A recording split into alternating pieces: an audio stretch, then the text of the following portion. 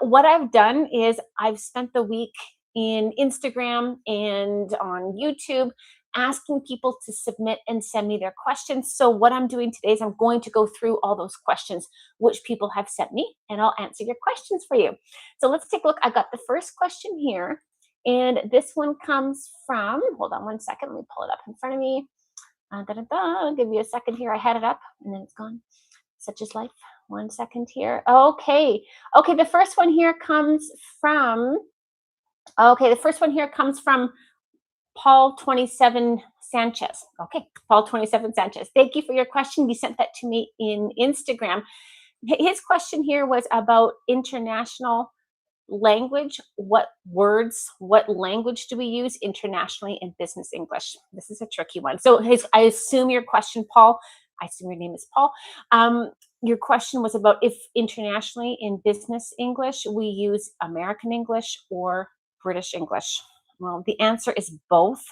It's the same language. So many people will tell you that, oh no, British English is the pure, or American English is the modern version. It doesn't matter. English is English. There's not a big difference between those two languages. Of course, there's some small differences with vocabulary or local terms that are used, but it doesn't matter if you use British English or you use American English. It doesn't matter. Where it does matter is if you work with global teams. So you have, people in India and people in South America and people in Canada and New York and London and Berlin.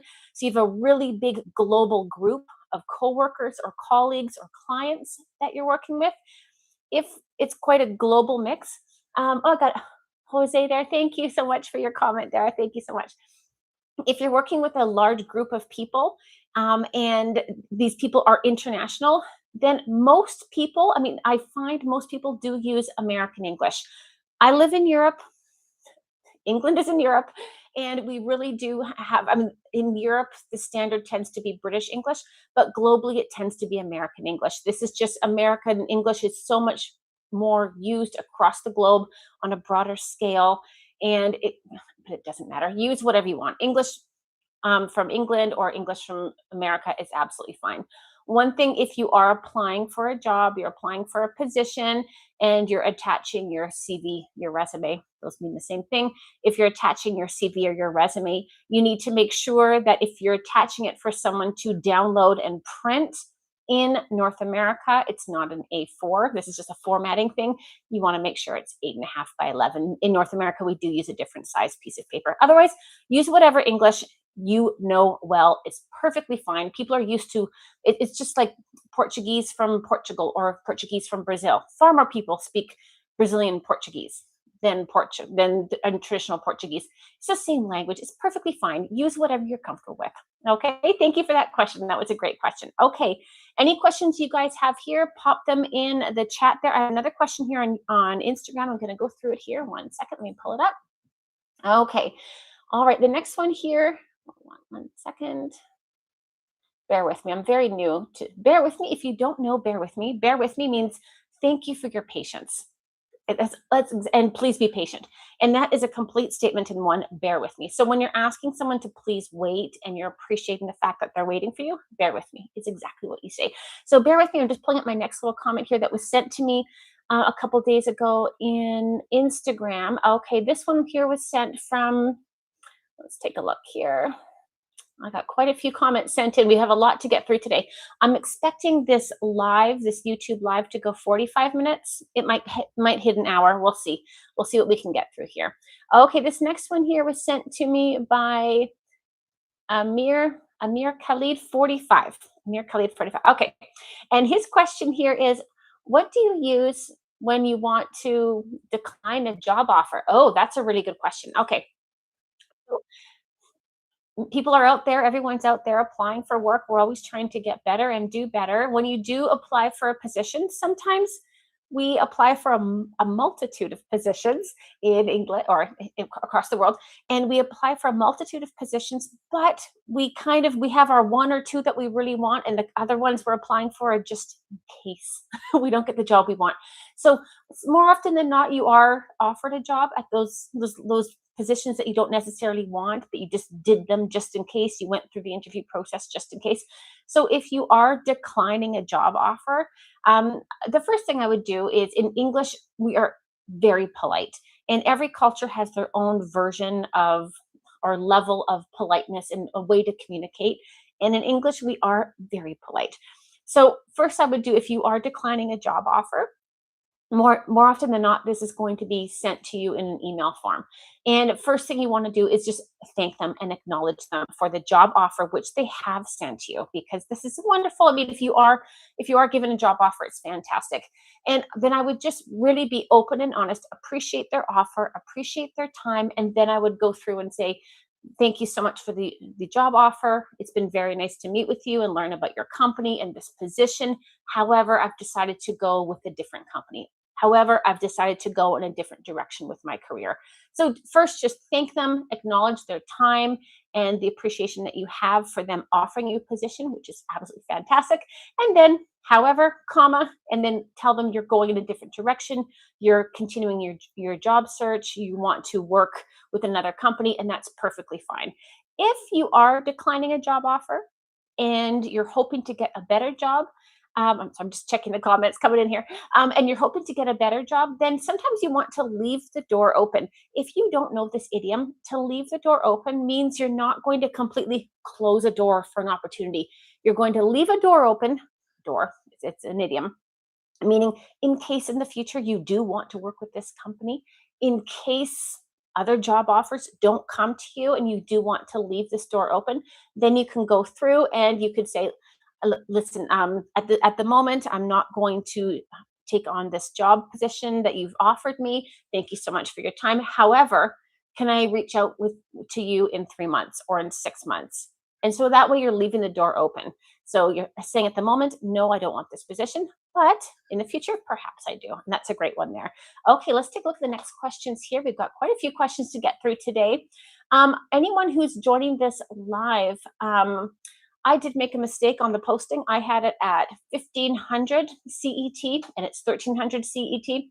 So if some of you are not here and you're watching the recording, my apologies. It's completely my error. I scheduled it at the wrong time. I advertised it for 1300 CET.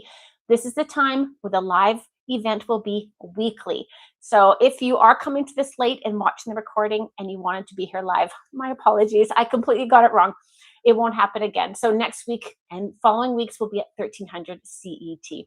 Okay, next question here is, okay, let's say phantom edits. Let's take a look. You have a question here about the difference between may and might. I've done big videos on models. I got, nice comment there. Thank you so much. You're amazing. Thank you so much, Steve. So may and might. May and might, these are model verbs. Model verbs: can, could, should, etc. May and might, these are pretty much interchangeable. If I would have to differentiate between may and might, I have my board there, which I could write some sentences for you, but I think this is pretty straightforward. The difference between may and might is may is a little bit more formal, a little bit more formal. So, the client may meet us at the conference. The client might meet us at the conference. Really, if we're looking at the difference when it comes to probability and possibility, I mean, maybe you're looking at a 5% difference.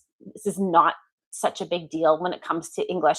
However, may is used a lot more in formal environments, whereas might is used across the board. Across the board, I'm always teaching idioms because we use so many idioms in business English. So across the board just means in every single situation, in every single scope, in every single business, in every single place across the board, includes everything there. Okay, so that's one question. So when it comes to may or might, that's exactly what we're saying. We're saying something may happen, something might happen. If you want to sound a little bit more formal and professional, go for may. Might is perfectly fine as well. Very good.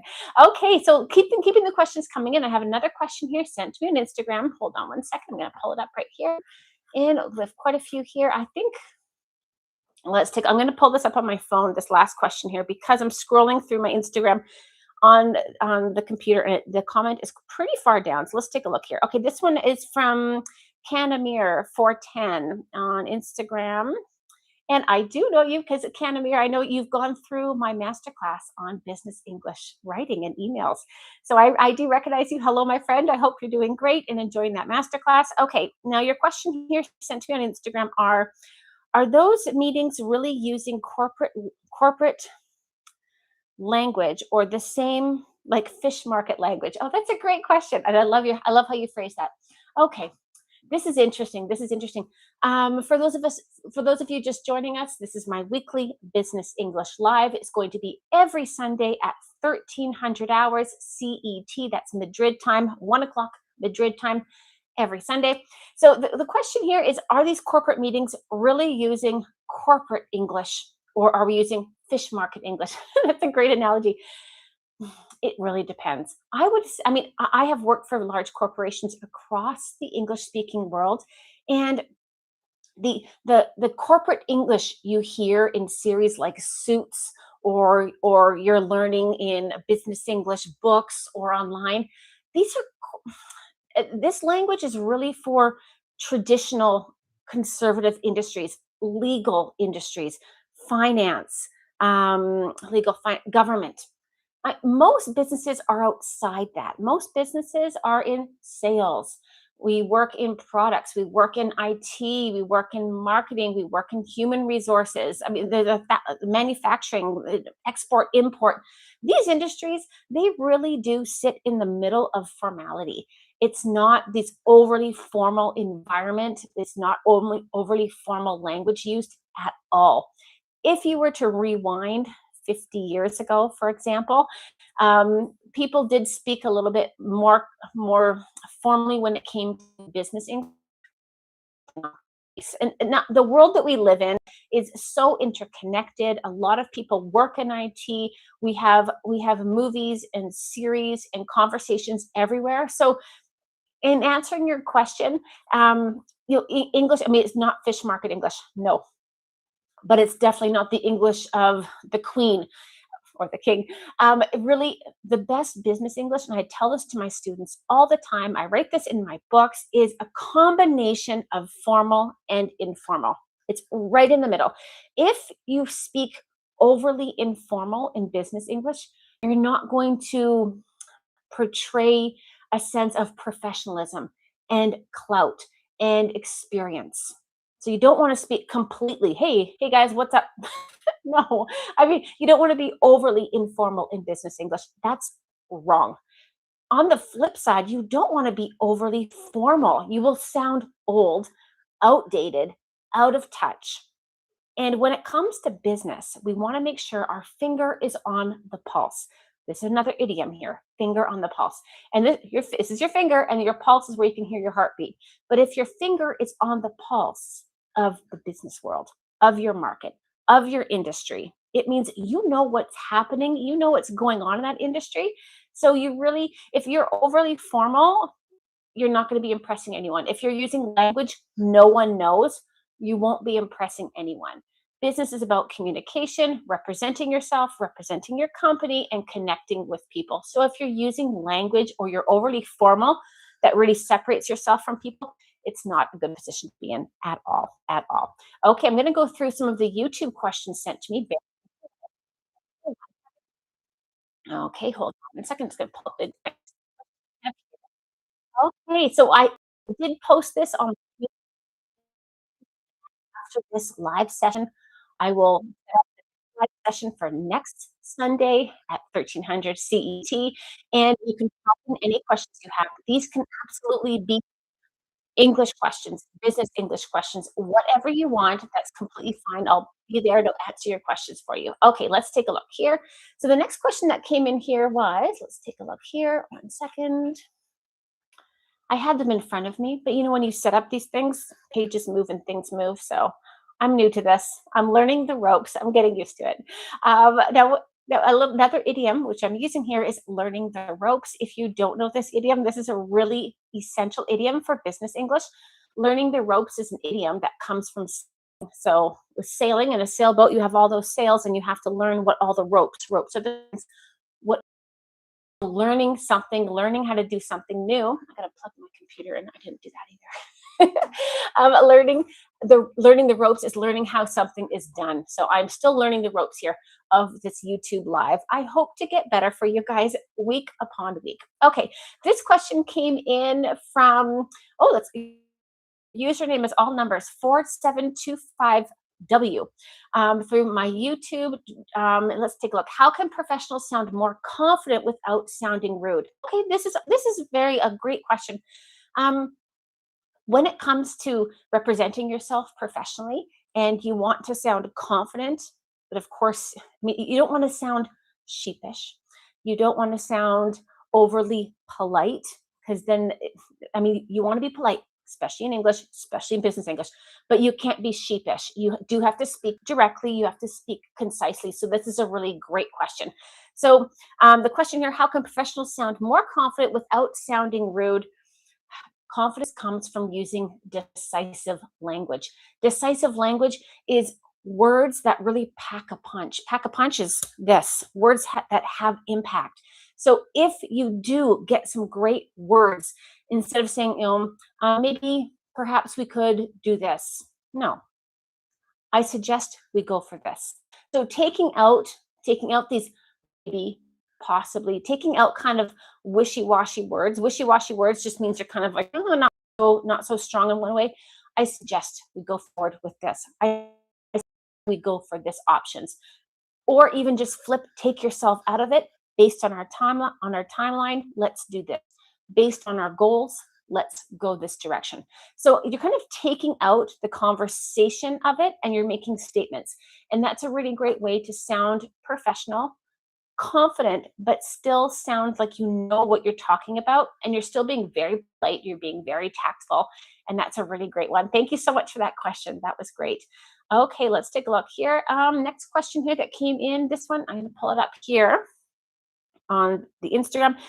If you aren't following me on Instagram, I do post almost every day on Instagram, and you can always see questions there, which I in the the DMs, the private messages, or in the actual stories that I share. You can send me your business English or English questions, and I will cover them. Let's take a look. The next question came up here. Okay, next question. This is good. Okay, so why do non-native speakers sound less confident in meetings, even when their English is correct? Okay, this is a hard one. If you've been learning English for any time, I'm sure you can sit in a meeting in your native language and present yourself in a very, very confident way. When you're presenting yourself in a different language, there's a whole level of lacking self confidence that comes into that. You're not sure if you're using the right words. You're not sure of how to connect with people, if it's the same level of formality or politeness. This is difficult. So the question, why do non-native speakers often sound less confident in meetings when their English is correct? This is a good question. We don't care. We don't care. We, as in the native English speakers, if I'm sitting in a meeting with someone, I'm sitting in a meeting with Jose, and Jose's asking questions, and he's proposing something to me, perhaps I'm his client. If he's speaking authentically, and if he's speaking with professionalism and care and enthusiasm, and he's using words I understand, I'm not struggling to understand what he's saying, I don't care if he makes a grammar mistake. I don't care if he makes a grammar mistake. I think a lot of ESL speakers who do business focus so much on having perfect grammar that when they do speak, the speech goes down a little bit because you're overly focusing on the structure and the grammar, not your message. Business English is about communication, so you want to make sure you focus on that, number one. Of course, any kind of grammar errors are not great. You do want to focus on cleaning up your grammar. This is key. But if you're focusing on your grammar and you're speaking perfect English, but you're not engaging with people, you're not motivating people, it's probably because you're speaking in a way that you're too technical in the way you're composing your sentences. So I'm going to expand a little bit more on that. For people who are just joining us, thank you for joining me today. We are doing the weekly Business English Live at 1300 CET. That's Madrid time every Sunday. Almost every Sunday. I may take one Sunday off, but I'll let you know in the community. Okay, so the question here that I had that I'm going over here, if you're just joining us now, is why do non-native English speakers often feel less confident in meetings when their English is correct? Again, this is just overly focusing on mistakes. If you make a mistake, don't worry about it. So for example, you need to look at this pen and you're meeting with a client, a distributor to take on your new product and sell this pen and distribute this pen in their market. Great. So speak the same way you'd speak in your native language. Use some key English terms, some business terms. This pen will be a game changer in your industry. Game changer. Everyone knows game changer. People of upper intermediate to advanced level will know game changer. This means it will change the landscape of their sales. This will bring in revenue. This is going to be a big product for them. That's what a game changer is. So what I would suggest if you're meeting with people online, this is I say this all the time in all my videos. A post-it note. Get some terms that you know how to pronounce correctly. They're powerful terms. Remember, terms that really pack a punch. They have a lot of impact. Put it on a post-it note. Put it around your camera on your computer. So when you have your next call, you're not reading. You're just going to use your regular English, but you're going to work these terms into it.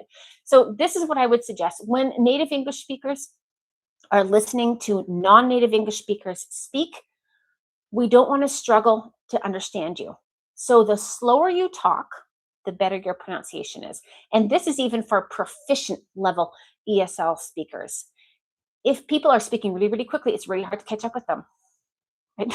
I said that really fast, right? If I'm speaking really quickly, it's hard for you to catch everything I'm saying.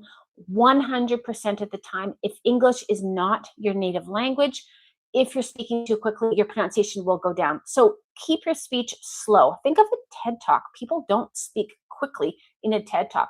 I'm not speaking quickly right now. When you speak slower, your pronunciation is better. People can understand you.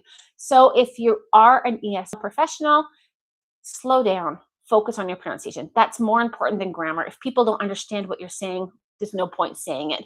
So pronunciation is key.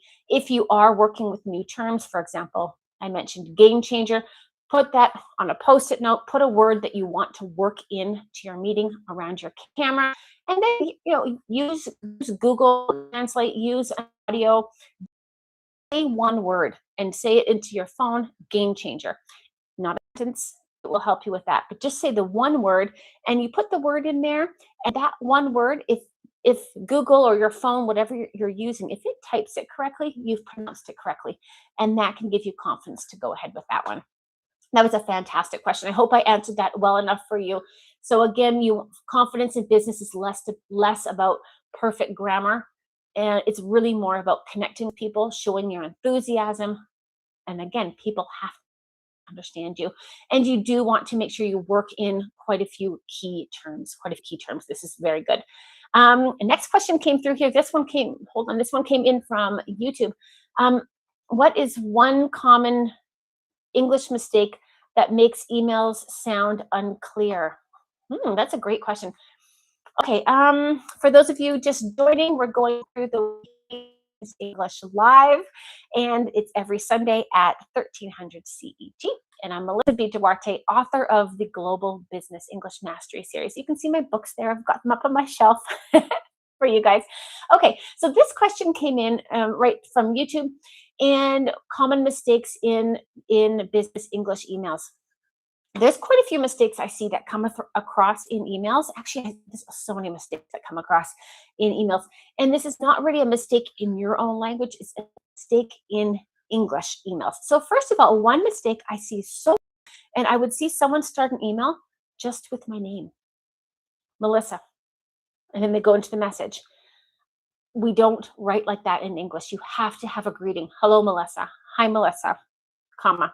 Or if it's a chat, you don't need commas and punctuation. That's gone. Or if you're in Teams, you don't need to worry about punctuation. No one cares. This is more email. I'm talking about emails. So you would never start an email with someone's name ever. Hello, hi, dear. If it's really formal, but you don't have to have that. So when it comes to an email, you want to do that. You want to say, hello, Melissa, and then say what the email is about. Again, you never start with someone's name, ever, ever, ever. And then one thing another mistake that I find is either people's messages, and if you're speaking, or so you're writing an email in English, but it's not your native language, I find the two errors that come up is in size. Sometimes an email can be far too short where I don't even know, what are you asking? So if you send an email saying, Melissa, date for Q3 timeline, and then the person's name.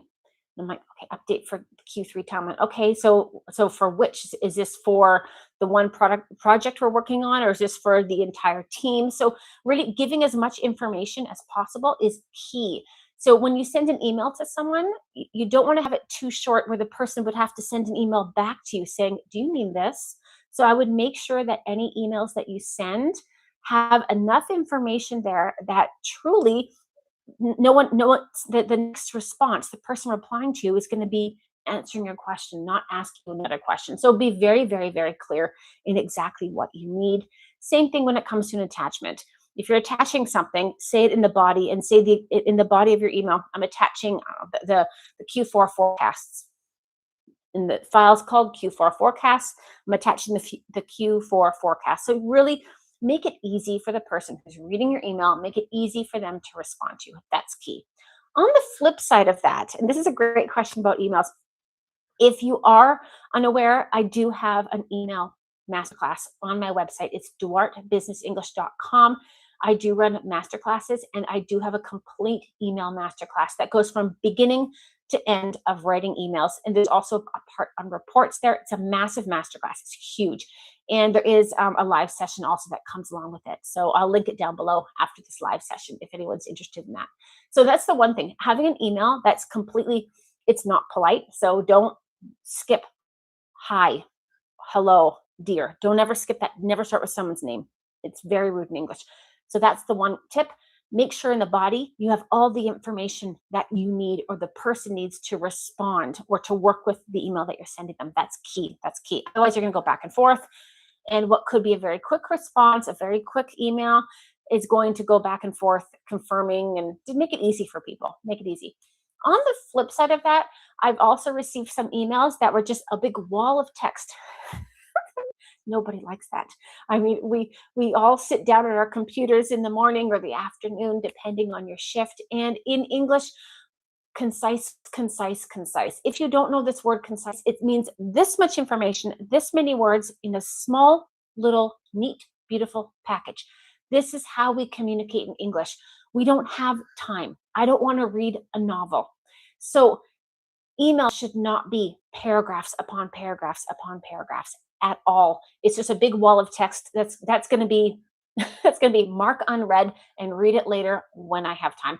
It's not. So if you need someone to read your email, open your email, make it short and sweet. This is absolutely key. This is paramount. This is very, very important.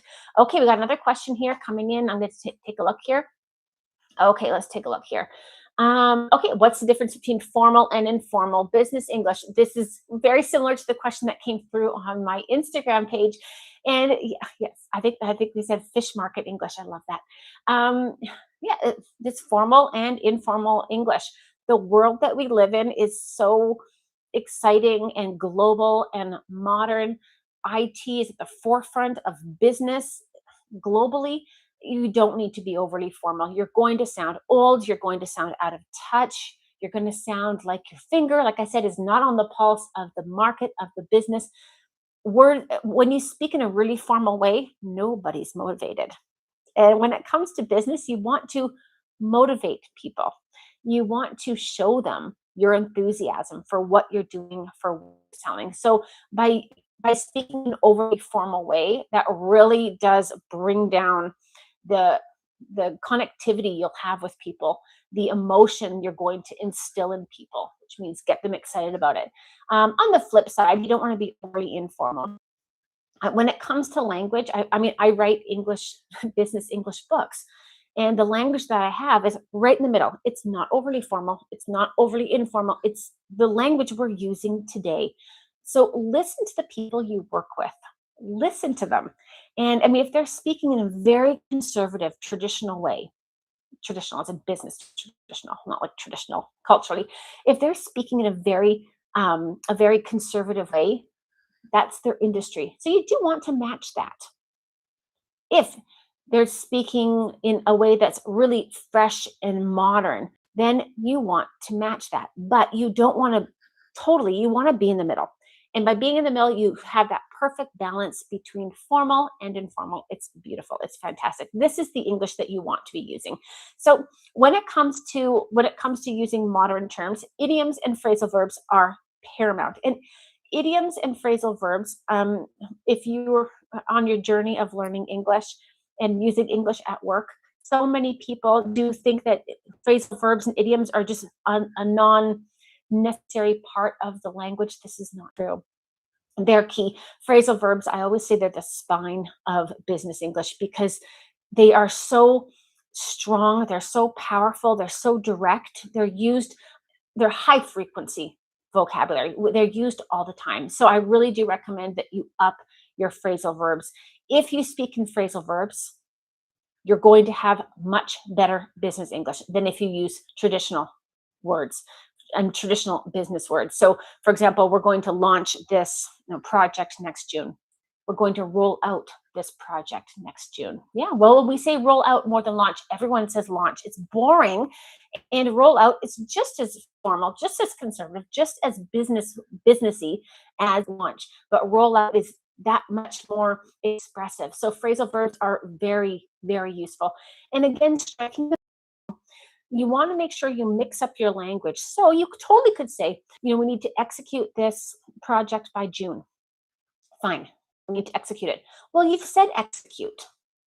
You've said that. So in your next sentence or your next paragraph, don't repeat that word. Use a synonym.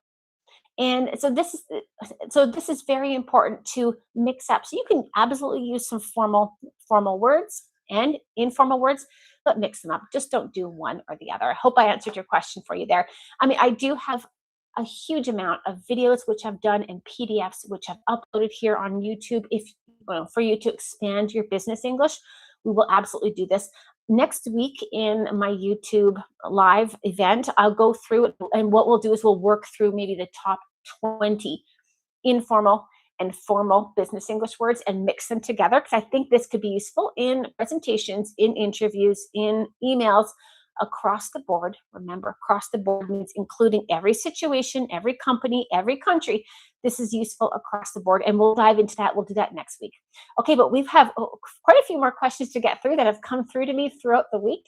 Let's take a look. Next one here. Okay, I need a glass of water. This is a lot of talking.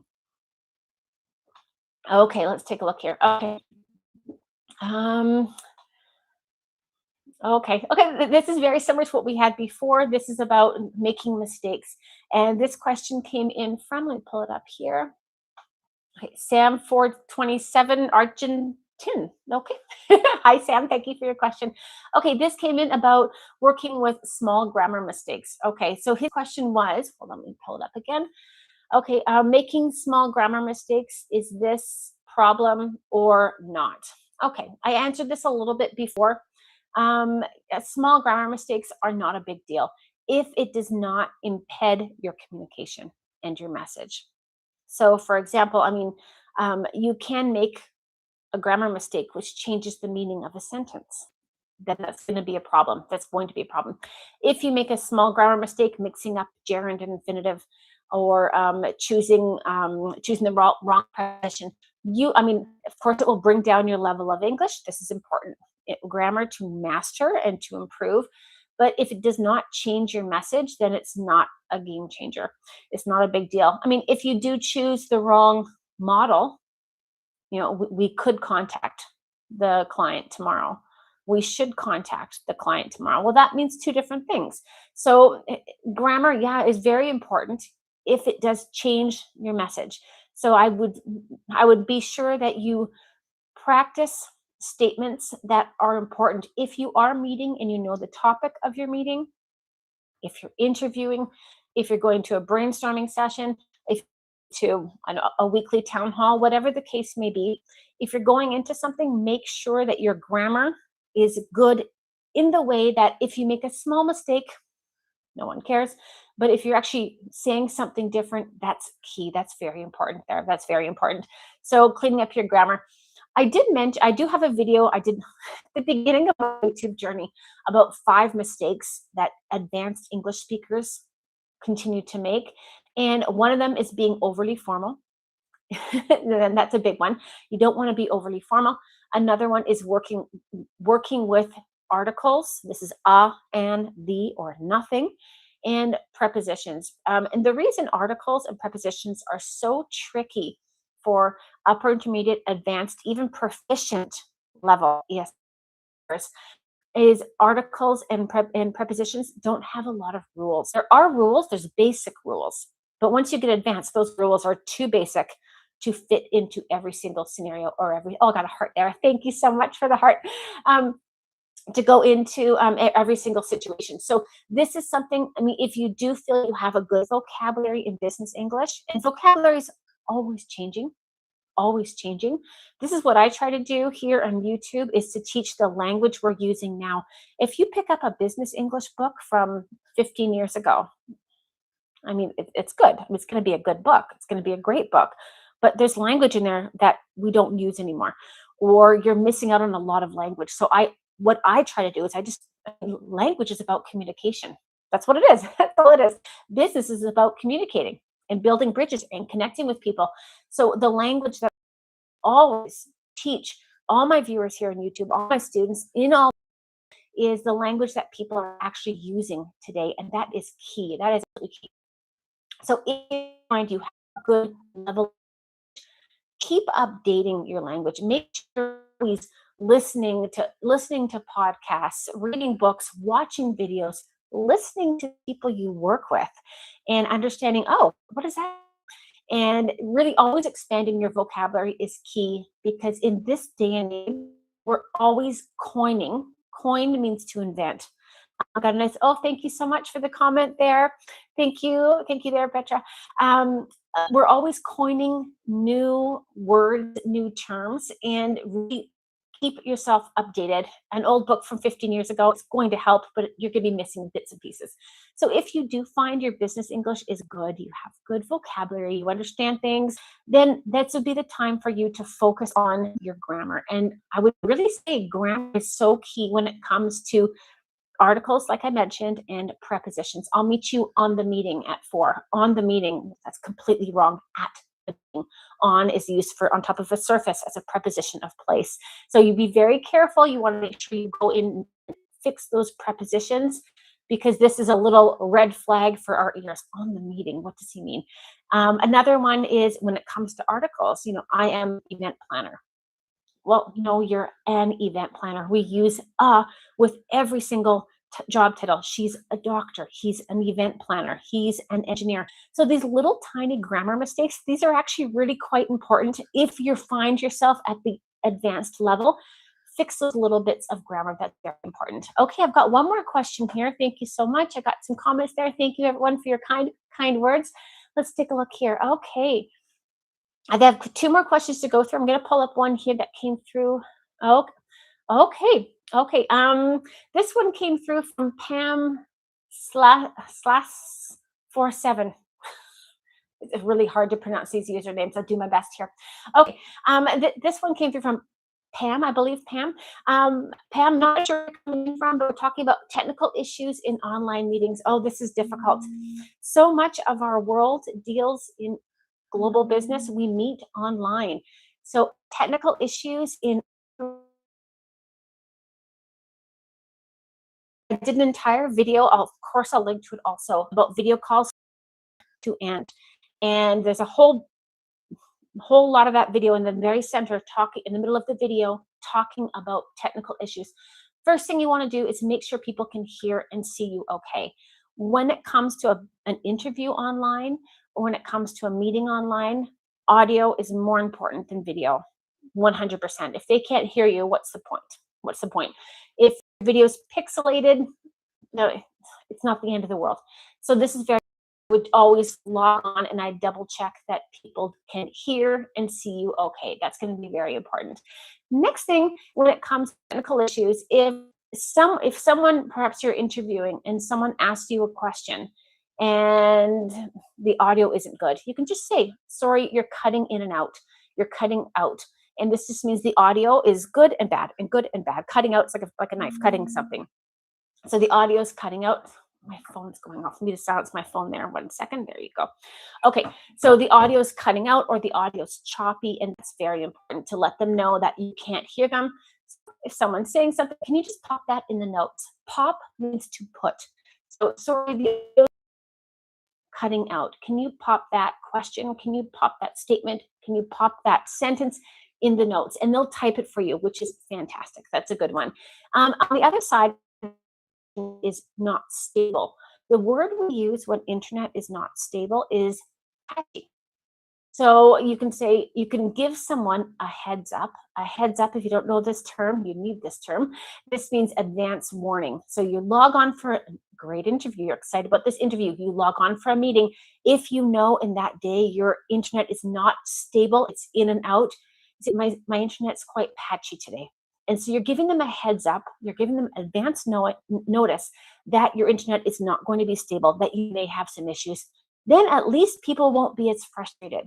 I've seen people's faces when audio cuts out and they look frustrated or disappointed or unhappy. And you don't want to have people having that feeling when you're working with them and when you're interviewing with them or meeting with them. So truly you want to give them a heads up saying, my internet's pretty unstable today.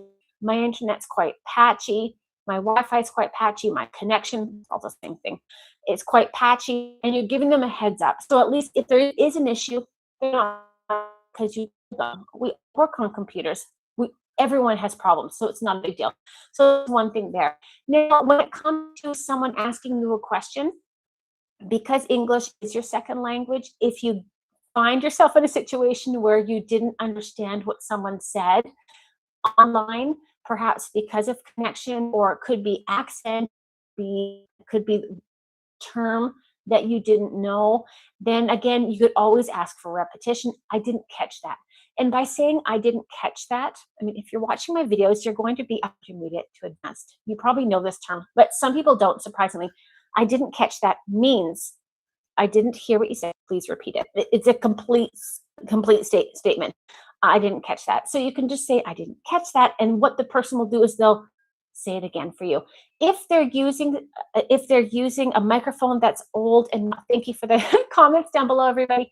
If they're using equipment that's not really stable, if their microphone's too close to their mouth, whatever the case may be, then getting them to repeat something isn't necessarily going to help you, because if the audio is quite bad. So you can always ask them to pop it into the chat there. Okay, we're going to go to 45 minutes. I've got another minute here. I'm going to go through one more question before we go. Thank you, everyone, for all the questions that you sent me beforehand. Again, this is going to be a weekly Business English Live. This is my first one, so it's just kind of open.